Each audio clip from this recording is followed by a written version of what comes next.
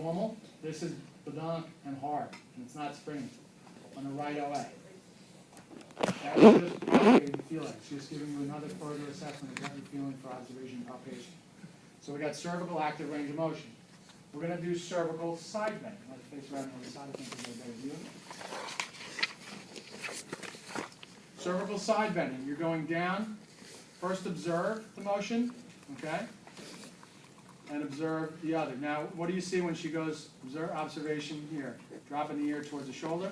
She gets about 75%. When she goes the other way, it stops right about 50%. Okay? Now, what I can do now is palpate what structure here underneath the upper trapezium. I can palpate the first rib.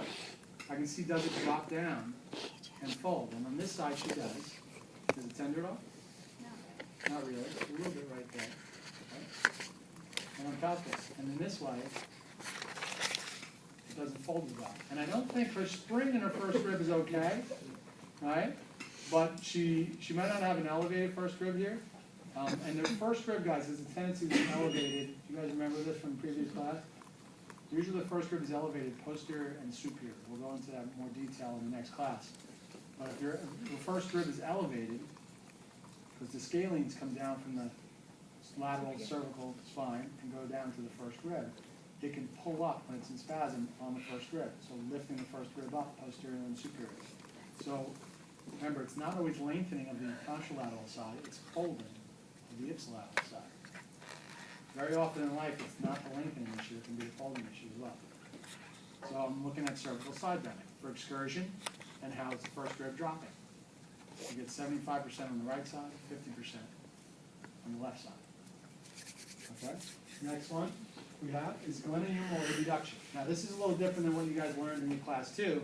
I do it palm down, okay? But usually what you learned is palm down what? The tubercle will not clear the acromion as it belongs. Don't tell any of the other instructors I said that.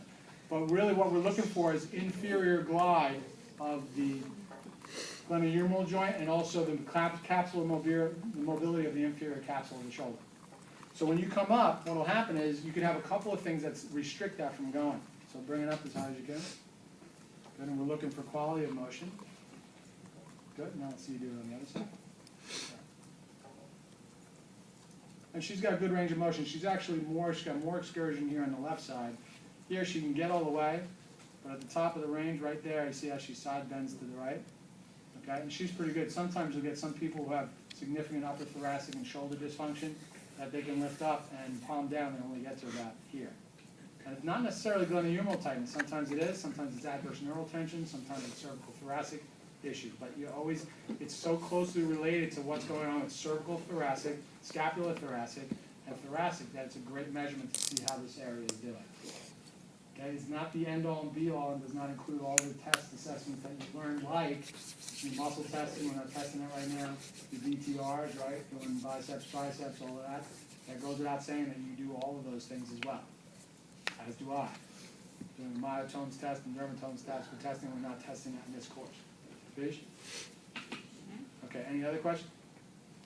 Okay, so what we're going to do in this first quick lab, and then we're going to come back into the next section.